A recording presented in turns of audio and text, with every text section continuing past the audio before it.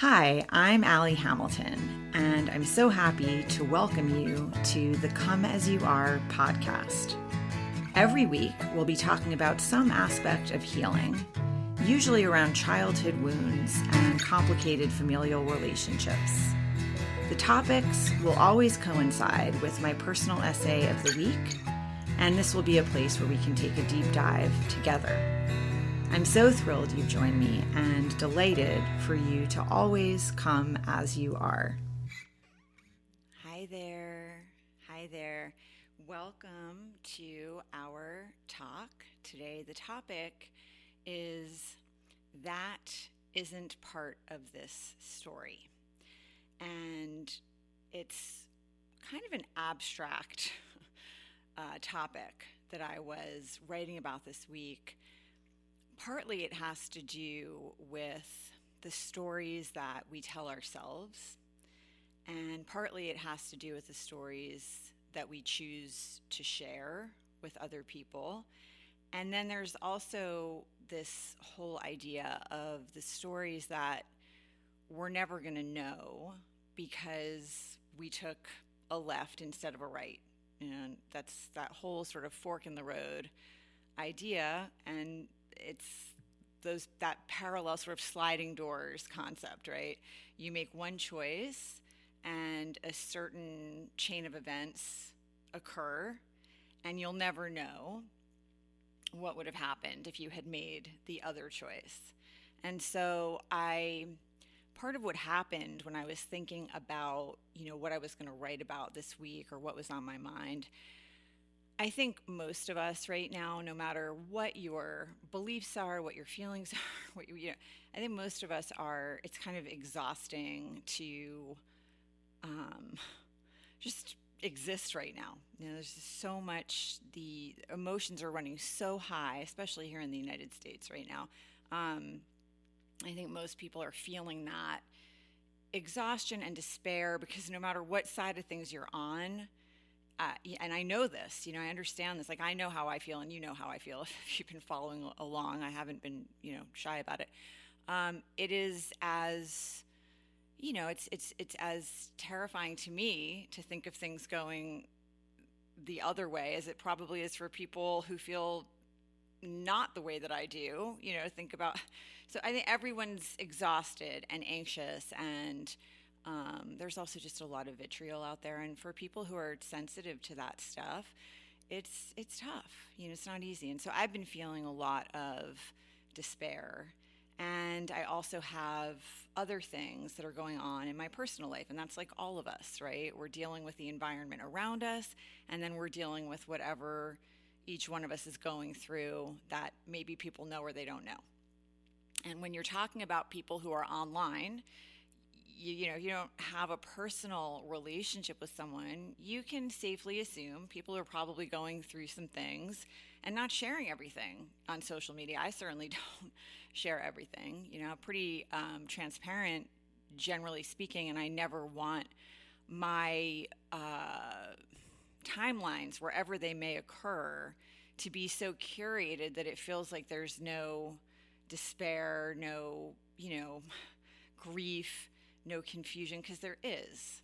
And I think because I am a writer and because I've been in the yoga community for 30 plus years, I do want to make that really clear. I never want people to feel this feeling that you can sometimes get when people are posting just the highlight reel, so to speak.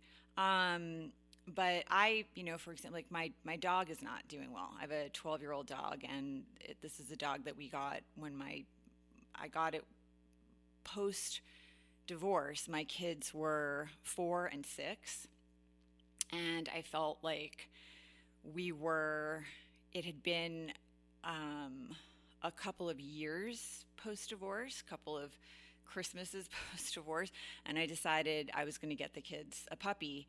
And it was a little bit crazy. I was doing the single mom thing full time, and I was working, teaching a full schedule and writing until 2 or 3 o'clock in the morning after my kids went to sleep. So, adding a puppy to the mix was maybe not the most sane decision, but it was certainly one of the happier decisions that I made along the way. And so he's really been there. Like, he grew up with my kids and he's 12 now. And he needed emergency surgery last week. And I don't quite know yet, like, what's going to happen or how he's going to be. But I've been doing a lot of crushing up pills and, putting them in peanut butter and making him sandwiches because he'll eat that. And just, it's triggering for me for lots of reasons. I had a dog before I had my kids. I had a dog for 10 years, and he was like my child. He was with me through a lot of really painful events in my life. And if you have pets, you know that unconditional love is just, it's kind of like nothing else.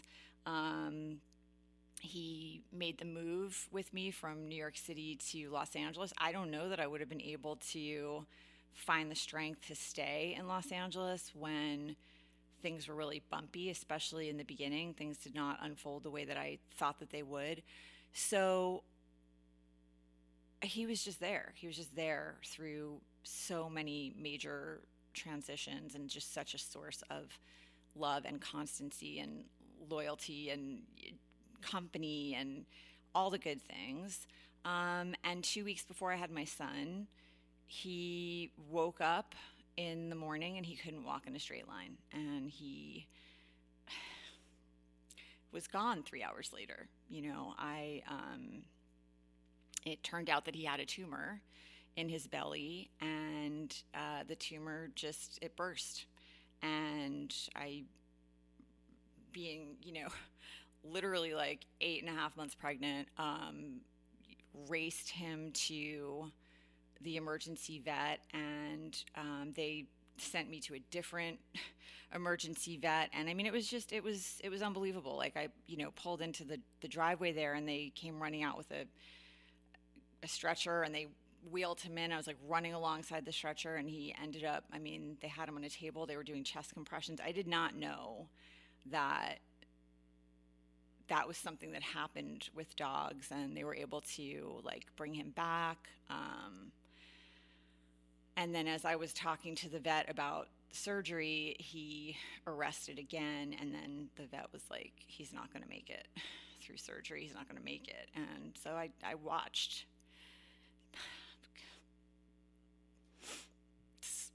like 18 years later, and I'm still so emotional about it, because this is, it's just how it is. It's love, right? You love your people, you love your pets, and people and pets don't last forever.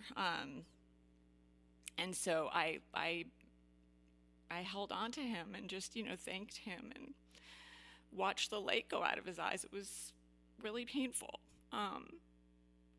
And so it's really hard for me to watch my dog now having a hard time walking, and just, it's rough. And he's 12, and I always end up with bigger dogs, and they don't live as long. So it's painful. And I think that also, when you have experienced other grief, then any big grief sort of like brings all that to the surface. And I've lost both my parents in the last few years, and it's just been a lot of that, a lot of loss. And with my mother, I think still this feeling of, it really seems impossible to me sometimes. She was such a force of nature. It was not easy for us. We did not have an easy time, but still feels really, impossible is the right word, that she's not, she doesn't walk on the same planet here with me anymore. Aside from like just missing her, it's just hard. And so I think that when you, especially if it's a lot of loss in a short amount of time, it brings a lot of stuff to the surface. So I'm certainly in a state of, a little bit of despair and sadness, but also I understand, I've been through enough. I know that this is the natural order of things. It doesn't make it easy, but I I know that I'm also incredibly fortunate. Like I have two healthy kids, and there's a lot of things that are, I have so many things to be grateful for, my own health and just, just work that I love and all of that. But certainly in this past week, it's just, there's been a lot of despair, and grief and sadness, and just kind of trying to keep my hands open, my heart open, my mind open. And because the more you grip, the worse, the worse it is, the more you suffer. And so that was like kind of my frame of mind. And I thought, like, as I was opening up my docs and figuring out what I was going to write about this week, of course, all of these things are happening. There's some existential despair because I don't know what is going to happen in this country or in this world. And I have, such deep concerns about all of that. And then there's the personal kind of grief and despair. So there's definitely feeling a lot of that, and a lot of, a lot of that, just a lot of sadness. And those early morning hours, I have a den, and over the last few years, my kids are, they're teenagers now, so it's different morning routine. They don't need me. My son has gone to college. It's another big transition, and kind of, the grieving in the morning that goes around that transition, right? Like your firstborn doesn't live in the house full time anymore is very strange, and driving away from him brought up a lot. And I then went and buried my mother's ashes. Like there's just been a lot of that stuff in my last few years. And so these early morning hours, it used to be I would get up and I would obviously be waking up my kids and packing lunches and making sure you brush your teeth, like just making sure like all that stuff was happening, and hugging them on the way out the door. And now my oldest lives 6 hours away from me, which is still something I'm, he's doing well, which makes it easier. And I've definitely found as long as he's okay, I'm okay. But I miss him, and it's really strange not having him in the house. He's a big presence, and so that's been a huge adjustment.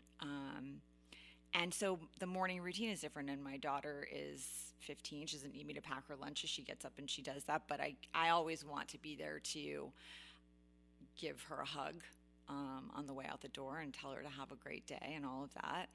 And then there's this period where it's just really quiet, and it's like me and the dog in the den, and I can read and have my coffee and write, depending on, it's just like that. So that is where I was when I was trying to figure out, in this frame of mind that I'm in. And that's the only place you can write from. It's the only place you can speak from. It's the only place you can really, you have to be able to acknowledge and open, to just how you're feeling.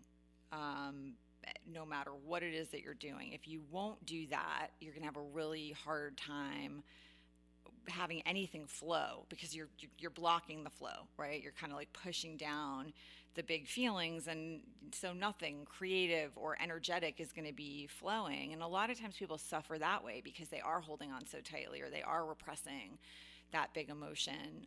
Because I think what happens for people, especially if we're talking about heartbreak or despair or fear, anxiety, sometimes people feel like if I open the floodgates, it's going to kill me. Like it's going to do me in.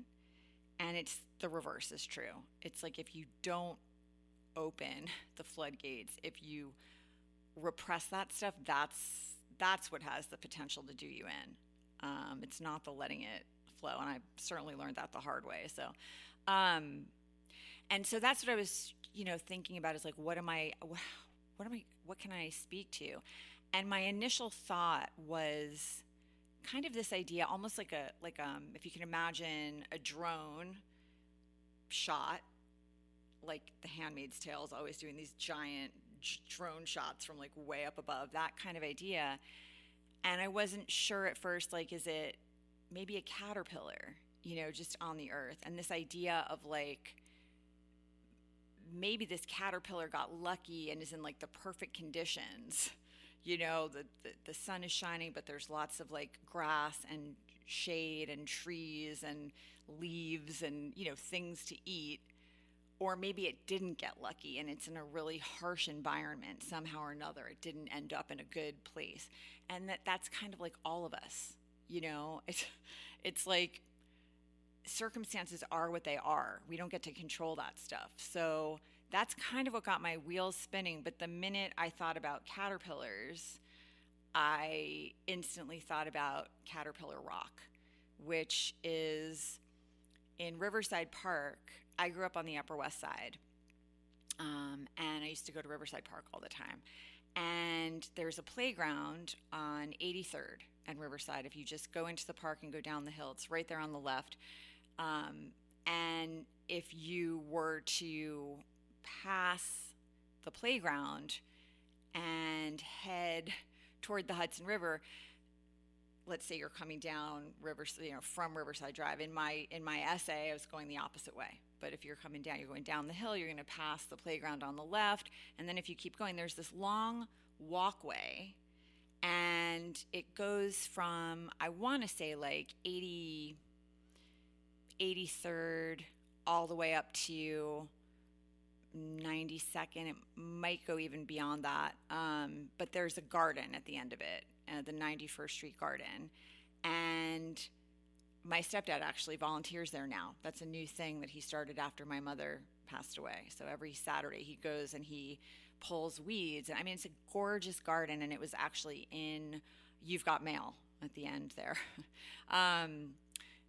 So there's that walkway. And then if you go down, there are like stairs that go down, these beautiful giant like gray stone steps that are kind of curved down. And there's a tunnel at the bottom of those stairs. And if you go through the tunnel, it's a small tunnel, you're going to be along the sort of Hudson River walkway. And there's green, the trees and grass and all kinds of things. And then there's like the walkway, and then there's the river. And so if you were to head back to the playground, right, down that hill, to the right are these giant rocks. And so when I was a kid, there's a lot of time spent in that area, that whole area that I just described. And that rock that basically is across from the playground, it's just a rock. It's a big rock. And you would have to climb it as a kid, and you can still climb it as an adult. And we called it Caterpillar Rock because every spring there would just be these chubby yellow and black striped caterpillars, fuzzy, chubby, and they'd be all over the rock. So much so that if you were going to climb the rock with your kindergarten class, which I did, or by yourself, you were always looking to make sure you weren't going to like step on a caterpillar. And when we were in kindergarten, we would sometimes like gently pick them up and let them, crawl. They'd crawl on your arm, and you'd just be giggling, it tickled. So that's what happened, right? And that's the mind. It's so interesting. It's like I'm thinking about, okay, I'm feeling despair. I'm feeling some existential, stuff going on here. I'm alone in my den. It's quiet. The block hasn't really woken up yet. This is the frame of mind I'm in.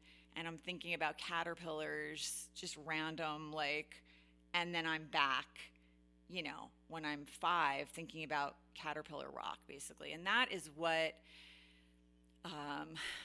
inspired the essay, which was very much about this idea of the choices that we're making, but also the stories that we're telling ourselves. And so I ended up telling myself and sharing this story that is really, it was comforting. It was a little bit like time travel, like going back to, and there were a lot of things that happened at that time in my life that were very confusing and scary and painful. My grandmother passed away a week before I turned 4. She's my maternal grandmother, and I had spent every day with her my whole short life. But she's a very affectionate, loving, Italian grandma. And I think she really helped my mother. My mother was 24 when she had me, and I think kind of overwhelmed with the whole experience. And so her mom being there a lot, I think, was really helpful for both of us. And they were best friends. They had my mother's mother she loved big. She was one of those people you just walk into a room. She's just going to be the person that eyes are twinkling, and, she's very quick to hug, very quick to laugh, beautiful, loving person. And so she got sick, and for the last year of my parents' marriage, they thought she had a cold at first that she couldn't shake, but it turned out that it was breast cancer. And by the time they figured it out, it was everywhere. And she died. She was 58, very young. And my mother had already lost her dad at 13. So it was brutal. And then my mother dealt with a lot of unexplored trauma, investigated trauma. And I think that the armor and the coping mechanisms she developed around that really, unfortunately, ended up hurting her a lot, and me, and a lot of people who loved her. But unfortunately, I became the target of a lot of that. I think because, in a way, sometimes people will tell you when your kids go through the teenage years, they lash out at you. And they lash out at you because they know they're safe with you. You love them unconditionally, and they're safe. It doesn't mean sometimes you got to step in and be like, hey, I love you unconditionally, but this is not okay. I think the reverse was what was happening with my mother, where she knew, where am I going? First of all, I'm literally dependent on her, but also I loved her. I would have done anything for her, and that really never changed. Although that's not true. When I got to be old enough to understand that she was an alcoholic and that the way that she would lash out at me was not okay, I did create boundaries. I would do anything for her except allow her to treat me badly. So that became kind of the big issue that I was managing for many, many years. How to have her in my life and keep my heart safe. It's not easy when you love someone and you can't trust them to be kind to you. It's very hard. It's painful. So the year that I was 5, and that year from 4 to 5 was painful and different. Scared. I spent a lot of time. I can really, in a visceral way, remember that feeling of my grandmother was gone. My dad left the next week. My mom and dad had been keeping up appearances for the last year of my grandmother's life so that they wouldn't add an additional stress to her and have her worrying about what was going to happen to me and my mom if my parents split, which they did. My dad was unfaithful wildly and rampantly, and my mother was really heartbroken and enraged. Rightfully so. And she just didn't want her mom to know that. So her mom passed, my dad left, and that was that year from 4 to 5 where I was just I didn't see my dad for I don't know how long, but I think it was quite a while. And he hadn't said goodbye. And then my mom took me to a farm of a friend of hers that she had gone to school with, somebody I'd never met before. And she left me there with her friend and the friend's daughter, who's a little bit older than I was. And I think in my mother's mind, it would have been so much better if she'd brought me to my aunt and uncle and my cousins. But the only thing that I can imagine is that she maybe had not shared with them yet that her marriage was ending, or maybe she felt some shame about that, and she did not like to expose herself that way. My mother did not know how to ask for help. She never wanted to admit there was a problem. So my guess is that she took me there because she thought, well, it's a farm and that would be fun for me and I would be safe there, and there's a kid around my age. She probably thought it would somehow be okay, but for me, I'm like in a strange place with strange people, and everyone I know is gone. So it was not probably what people would recommend today, knowing what we do about parenting and early childhood development and abandonment issues and all kinds of things. But this is, the 70s. So that's part of it too, is environment and resources, like what emotional resources, and also just what is the conversation of the time that you're in around parenting and all that stuff. So when she did come to get me, and I don't know if I was there, I'll never know. I could never ask her this kind of thing because she would take it as an accusation, and it would be received as though I was blaming her, and she just would not receive that was not a conversation that she was ever willing to have. And so I never could ask her how long I was there, but I remember thinking, I live here now. Like, I don't know where anyone is. I don't know my grandmother's in heaven, whatever that means. I can't get there. I don't know how to do that. I had some concept. I watched Bewitched. I had some concept of like, maybe if I could just like get up in a plane, I could sit on a cloud, and talk to my grandmother. But, no idea how I could possibly have worked that out. Didn't have any phone numbers, didn't know how to reach my aunt and uncle, didn't know how to reach my dad, didn't know how to reach anyone. So I remember feeling that feeling of, I don't know if I'm ever going to see anyone I know again. And then eventually she did come back and our new life started, where she and I lived in the apartment where, I had lived since they moved there when I was 2, my mom and my dad. And my dad found an apartment nearby and moved right in with the woman who would eventually become my stepmom. But he was seeing all kinds of other people while all that was going on. So it was just a lot. And I think that I was really scared a lot of the time and trying to figure out, like, how can I be safe in this world? Like, what do I do? And my mom I think her feeling was she needed to find a husband. And that was her kind of that was her best plan for making us safe. I think she thought that was the best way to go. And this is now, like, I was born in 71, so, it's 75. And she went back to work, and she was working as a secretary at a publishing company. And sometimes I'd get lucky and I'd get to go to work with her, and she had all these friends they'd give me a typewriter and I'd get to type. And yeah, so it was that kind of environment. And I would go to school, and this kindergarten, Red Paint, which was a couple blocks from my mom's. And I think this is when I started to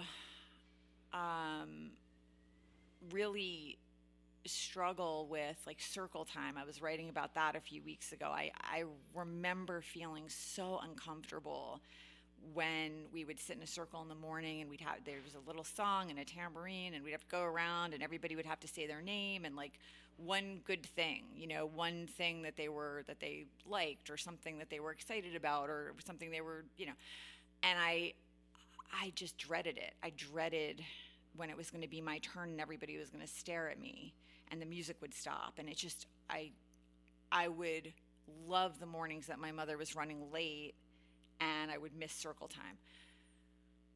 And I remember feeling, as much as I really dreaded that, I liked being there. And there was a giant, although it probably wasn't that giant, but you know how that is when you're little, everything looks big, climbing structure in the middle of the main room. It was a big place, and then or it seemed big, and then there was a room sort of behind that, and that's where we would nap, and they would roll out these mats, and you would, but I never slept. I had friends who would fall asleep for 2 hours, and I remember even then being amazed by that, but I found it comforting to have this cozy, quiet time where I could just sort of be somewhere safe and daydream or think about things. But they lost me multiple times, 6 different times that year that I was there. we would go on these trips. We would go to Riverside Park.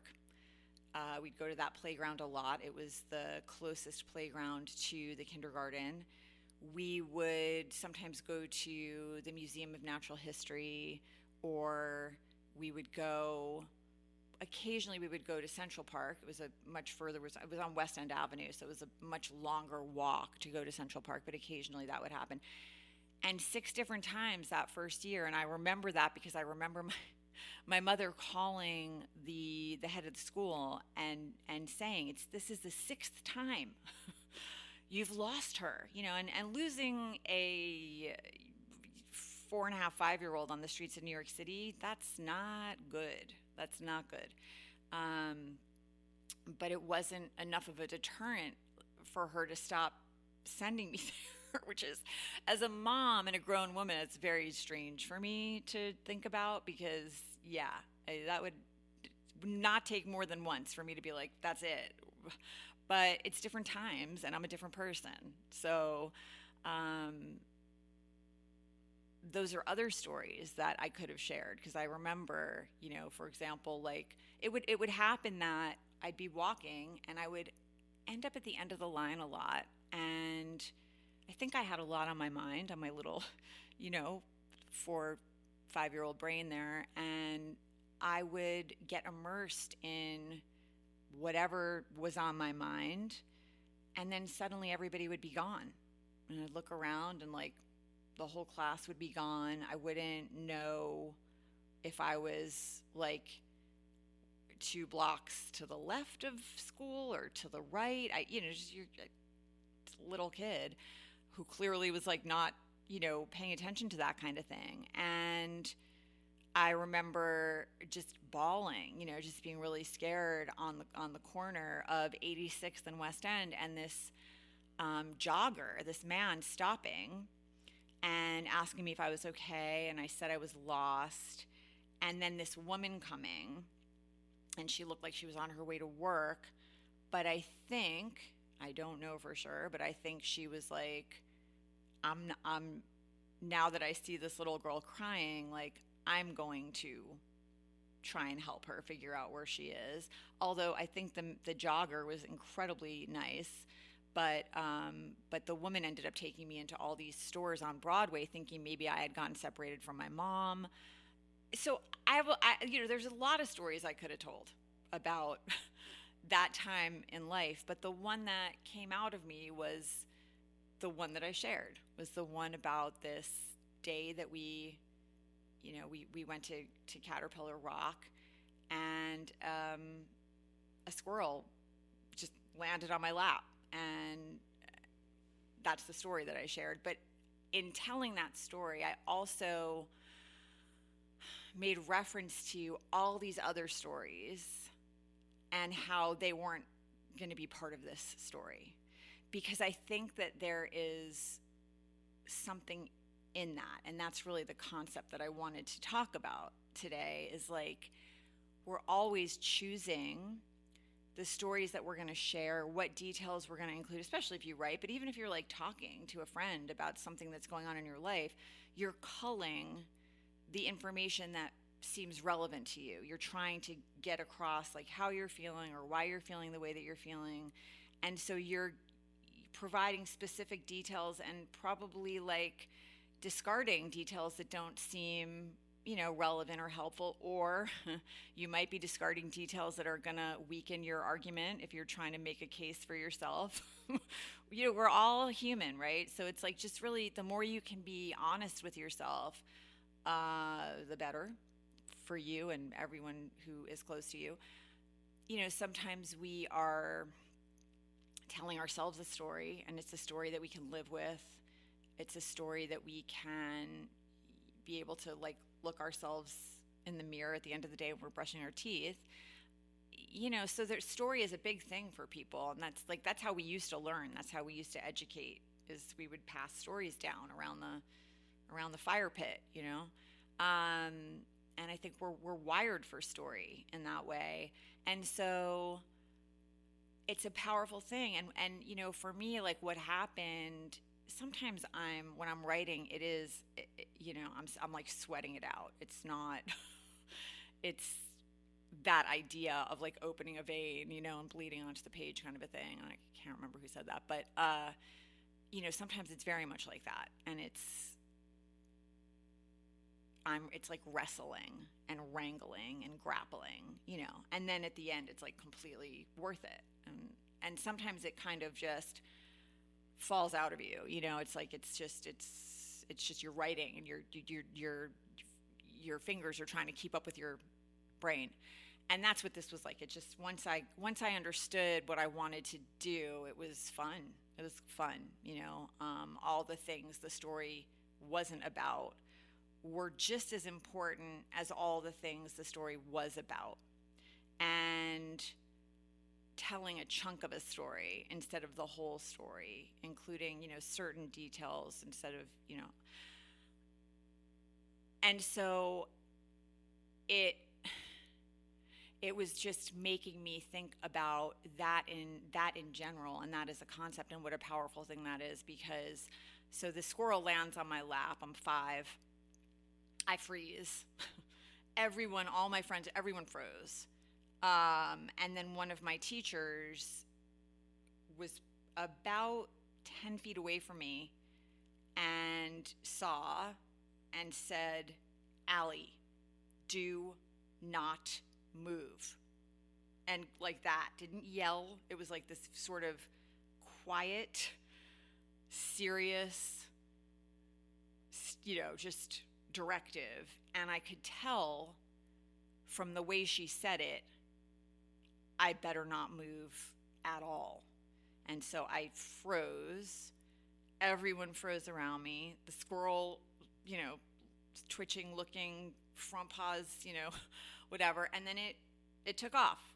And, you can imagine 25 5-year-olds like freaking out, it was hilarious and amazing. And I remember feeling like special, like this squirrel could have like jumped on anybody, but it came and sat in my lap. And I'd never heard of that or seen that happen. And so it really came at this amazing moment, because I think I was really hurting and scared and confused, and also just like innocent and curious, and all those things, this 5-year-old, right? Just that heart, like, I don't know, 5-year-olds they're just, we should all be like protecting the 5-year-olds everywhere, and the 5-year-old that's still living inside each one of us,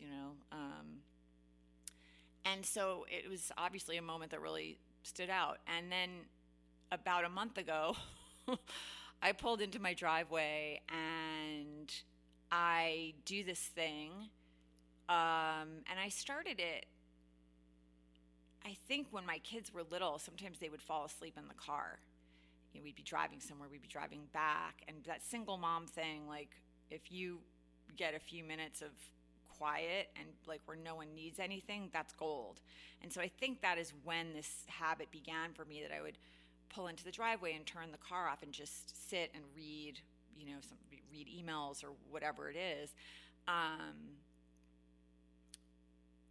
while I'm in the driveway. And then as my kids have gotten older, sometimes they're like in the house or they're out in the world or whatever, but I still do this thing of like pulling into the driveway, and sometimes I'll just, turn the car off and I'll sit there and read for a minute, or I'll answer emails, or I'll like read the news, just quick, nothing. I'm not talking about like I'm sitting in the car for hours, I'm talking about minutes. But so that's what happened. It was about a month ago. I pulled in, I turned my car off, and it was hot.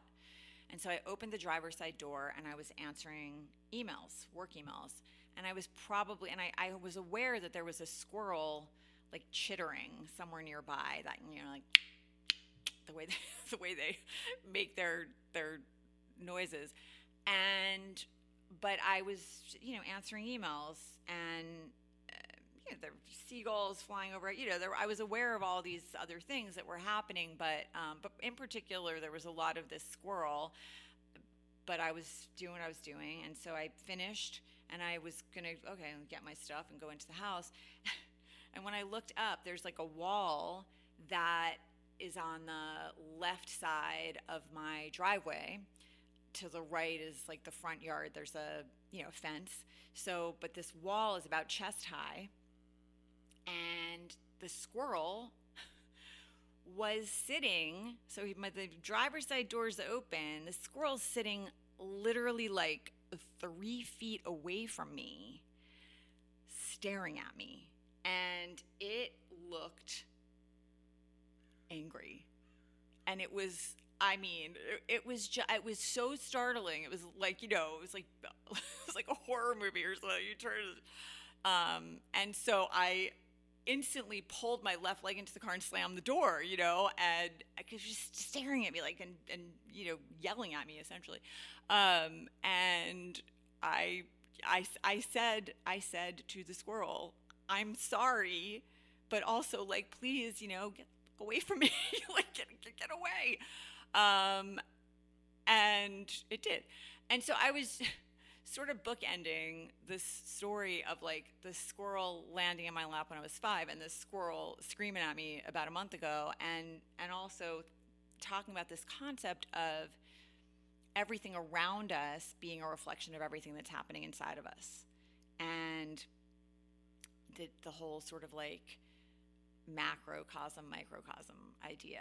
And so, and this is a big, part of the yoga practice also, is this idea of, whatever you are, if you want the world around you to be a more peaceful, compassionate, loving place, then you got to start with the world that's happening inside of you. You got to really get quiet and tune in and see how's my inner landscape, and are there places inside myself where I am at war? Are there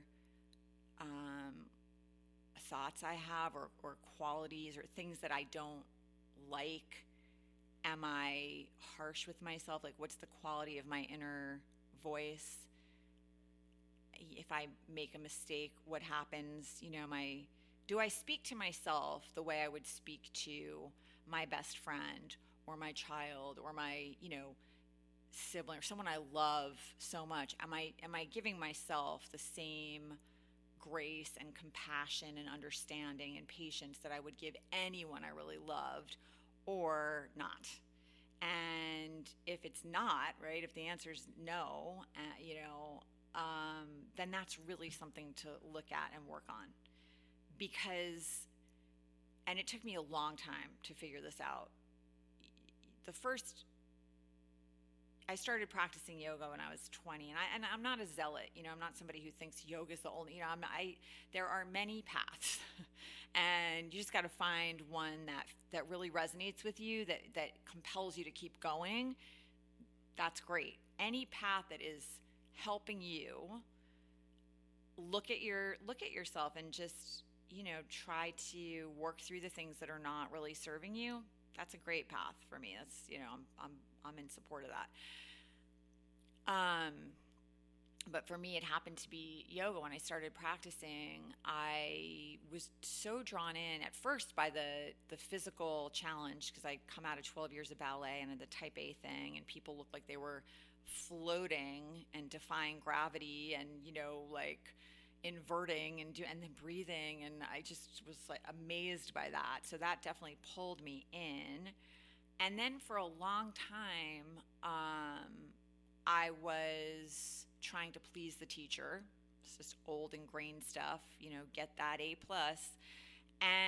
But something was happening for me that was also incredibly apparent after, I would say, several months. I started to feel more ease in my life when I was not in the room.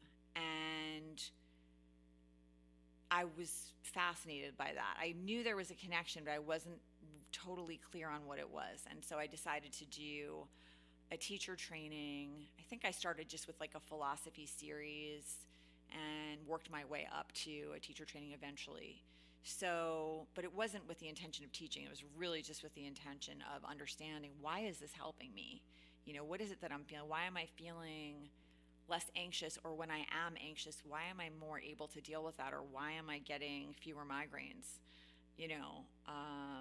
Why am I suddenly at ease in my body and not starving myself?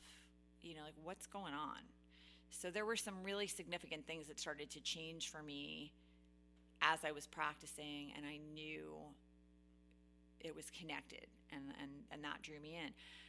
But even after I had done teacher trainings and philosophy immersions and tons of reading, and I started teaching myself eventually, I was teaching 15 years talking about compassion and, just really trying to invite your feelings in for tea, that idea, like instead of repressing things and numbing yourself out or running from stuff, just to really just invite it all in and try to understand yourself. Svadhyaya is what it's called in yoga, self-study, because the more you're able to understand yourself, the more you can be accountable for your actions, for the way that you are impacting the people around you. You can say things like, I'm hurting right now, I'm probably not at my best, or I could use a little help right now, that was like 30 years of work right there. Okay. And it's still not easy. But it took 15 years for me to understand, until I started directing that compassion at myself. My compassion practice was not complete. And I didn't figure that out until I was pregnant with my son. And it was not easy for me to get pregnant. I had like some infertility stuff for about a year, and that's another story for another day.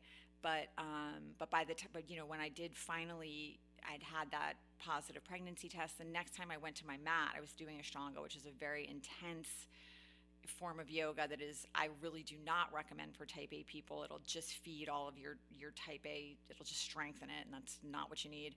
But I had been caught up in that for several years at that point, and I went to my mat, and before I started, I was standing in Tadasana, just standing in mountain pose, the front of my mat, about to get started, and I had the thought, you really need to be gentle today. There's someone in here counting on you. And thankfully, I guess like the 15 years of work I'd been doing leading up to that moment, like my next thought, which is probably the most light bulb moment I've ever had in my life, was, what did I just say to myself? I need to be gentle because there's someone in here counting on me. Like, there's always someone in here counting on me. Me. Like, why don't I matter? Now that I have a baby in here counting on me, now I'm going to be gentle, but otherwise, screw it. I'm going to beat myself up. Like, what is happening? And so I realized there is a big disconnect here. Like, you are applying this compassion to everyone else, but you have put yourself outside the circle, and you've got 9 months and counting to figure that out, because I knew enough to know that until you are living something, you are not going to be understanding it in the same way you do if it's just a concept. So while I was teaching about compassion, I wasn't applying it to myself, and it's just a different thing. You can learn they can make sense to you. The stuff can resonate with you. You can talk about it. You can certainly practice it toward other people, but until you practice it with yourself, give yourself a little bit of grace, give yourself a little bit of forgiveness, give yourself a little bit of kindness. That is a different level of practicing compassion, and you're going to be able to speak about it differently. And that moment really was like, it changed my whole practice. It changed the way I practice yoga. It changed the way I teach. It changed everything. And over time, finally, after 15 years, once I realized that, I decided, and I thought, I've got like 9 months to really try to get this, because I knew that if I could do that before I had my son, I was going to be a better mom. Like I knew it. I knew if I could, really try to start applying this stuff to myself, it was going to be better for both of us. So it was very motivating. That is part of the concept of like what I'm talking about today, what I was talking about in the essay, is like the stories that we are telling ourselves, the way that we are talking to ourselves, the way that we're thinking about ourselves or other people. And because we're human, I say, and I love this stuff. I find it so fascinating and interesting and amazing and endearing, and I see people sort of like, and especially kids, sometimes kids, if you're talking to a kid who maybe is not telling the truth, your heart, you're just like, oh, it's like either you don't feel safe or, it's just, there's so, I don't know, my heart, I think I love human beings. I'm deeply sad about the state of the world, but I love people, and I just want things to be so much better for all of us. And I just want the world to be a kinder place for everyone. And I just wish people could, just like let people live, like it's this whole thing of, it doesn't matter if someone's choices are different, if they're not hurting you, Anyway, so I think going back to that time of, Fred Rogers and and playing with friends and having adventures and all of it, it was very comforting. It was a very comforting thing to be writing about this week. And I think a good thing to just be thinking about for all of us right now is like what's happening inside of me, what's the state of my inner landscape here, and is there anything I can do to make it more peaceful, more loving, more patient, more compassionate? And that's constant work for me. I mean, I just want to be very transparent. It's not like I'm always having to remind myself, like, you need to be in the circle too, and sometimes we're telling ourselves stories where, like, we're making ourselves the hero or the victim, or, and like to be looking at that too and kind of like try to have a sense of humor about yourself. And you might know people who do that too. Like they're always telling the story, they're always the hero. And, there may be a little inward like eye roll for you of like, oh boy, here we go. But, people sometimes, if they're doing that, they're like clinging to this idea of themselves because the reality is too painful right now. They can't do it, and to try to extend compassion then in that direction. So, it's a good little thing to be thinking about. What am I telling myself? What am I sharing with other people? And then also I'm forever fascinated by the sliding doors thing of like, what if, wouldn't it be amazing to go back and just see what would have unfolded if you went a different way? I am at the point in my life where I really don't think I would make different decisions, because I have this feeling if you sort of like pull on one thread, the whole thing just unravels. And I have these two human beings I get to call my kids, and like whatever else has happened or might happen, I would never want that to change. So, and I've come to, it's hard won, but I've come to a good place, and I wouldn't want to lose those lessons. Some of them I really, really had to learn the hard way. I mean, and some of them I'm still learning the hard way.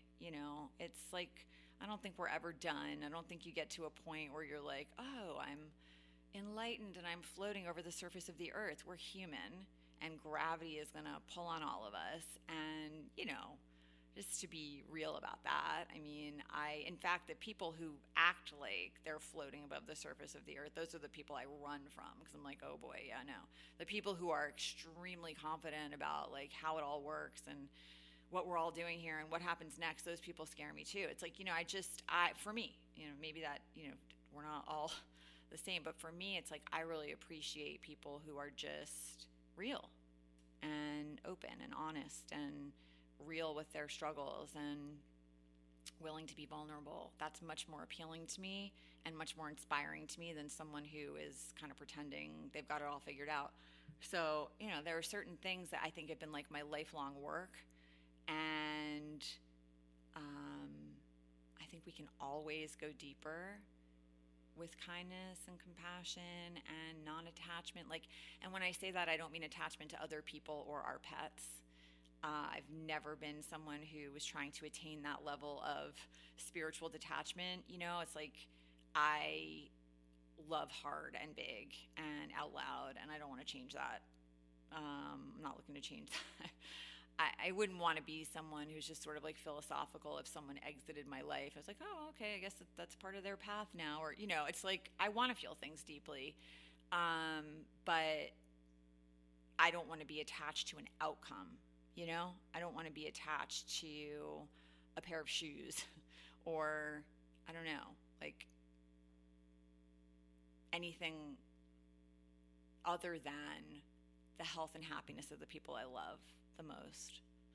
So I hope this was like, a helpful bunch of ideas. I know, like I said, it's a little bit abstract, but that's really what I wanted to talk about in the essay and with the talk today. And sometimes getting abstract and getting a little more conceptual can be helpful, especially if you feel a lot of fear or anxiety, just to kind of, and I just want to say this one last thing because I want to be really clear about this. I am not talking about spiritual bypassing or toxic positivity or anything like that. I don't know why I just said positivity like that, but positivity. I am not talking about that. I think it's really important to balance all of these different concepts, and I think it matters that we're seeing things clearly and we're not turning a blind, oh, that's really uncomfortable to look at or think about, I'm going to tell myself a better story now. I'm not talking about that. I think it's very important to bear witness, to speak out, especially when we're talking about people who have less power than we do. For me, I do think that it's important to speak up if you feel impassioned and you really care about something and you're concerned. I think, you can speak out, especially if people's safety is in the balance 100%. So I'm not talking about that. I'm talking about,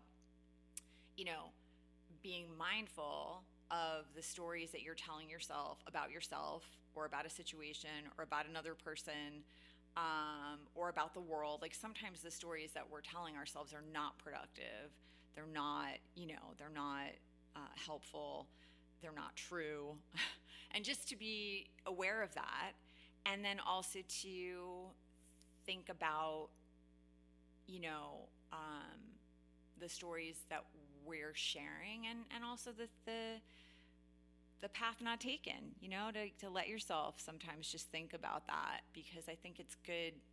I think it opens up a creative, flow of energy just to be thinking along those lines. So I just wanted to end with that little last thought and wish you so much love. And, really, I know that these are difficult times, and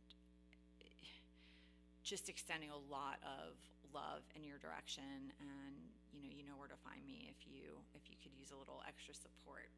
Until next time.